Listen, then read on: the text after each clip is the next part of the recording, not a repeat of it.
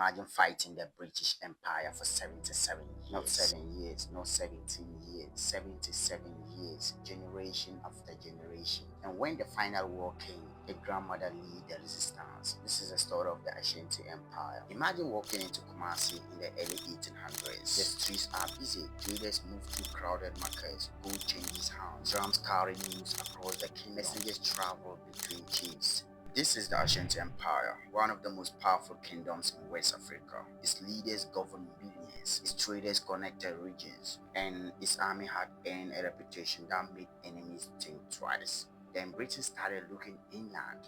This is definitely not a forgotten corner of Africa. And sooner or later, the two powers were going to collide. In 1824, there is a guy called Charles, and this guy was a British governor. He marched into Ashanti territory. He expected a victory instead. The deeper he moved into the forest, the quieter it became. The Ashanti were watching, waiting. Then they struck at the Battle of Samango. Charles' force was overwhelmed. Charles himself was killed. The defeat shocked the British. News already traveled all the way back to London. The message was simple. Ashanti were not an enemy that would push aside. Britain had made a kingdom willing to fight and fight hard. Most empires would have learned their lesson. Britain did not. Years later, they returned with more soldiers, more weapons, and more confidence. But the Ashanti understood the land better than anyone else. British troops struggled in the forest. Supply lines became difficult. Progress was slow.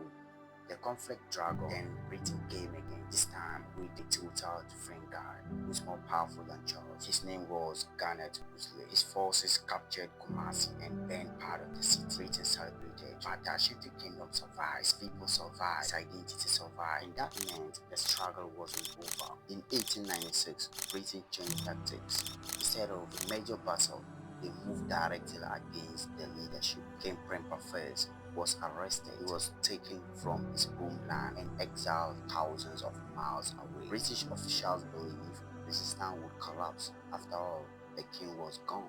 Capital was occupied. The empire seemed finished. But anger was growing, and soon one decision by a British governor would light it up. In 1900, one guy demanded to know where the golden stool was. His name was Frederick Houston. To the Ashanti, the golden stool was great. It was represented the spirit and unity of the nation. The demand stunned the chiefs. That night, they gathered to discuss what to do. Many feared another war. Many feared defeat. Then one woman stood up, Ashanti, the queen mother of Egypt. According to tradition, she challenged the men in the room. If they would not fight, she would. Her words changed everything. Soon, Ashanti fighters surrounded the British fort in Kumasi. For months, the British were trapped. A rebellion had begun, and at its heart stood Ashanti, one of the most remarkable resistance leaders in African history. Eventually, Britain sent reinforcements. The rebellion was defeated. Ashanti was captured and exiled, but her name would never be forgotten. For 77 years, British and Ashanti fought 5 major conflicts.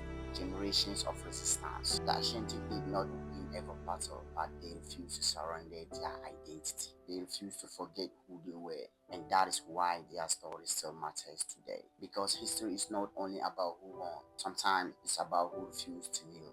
And few people refuse more fiercely than the Ashanti. Subscribe if this story surprised you. Anyway, that's the end of the video. See you in the next one.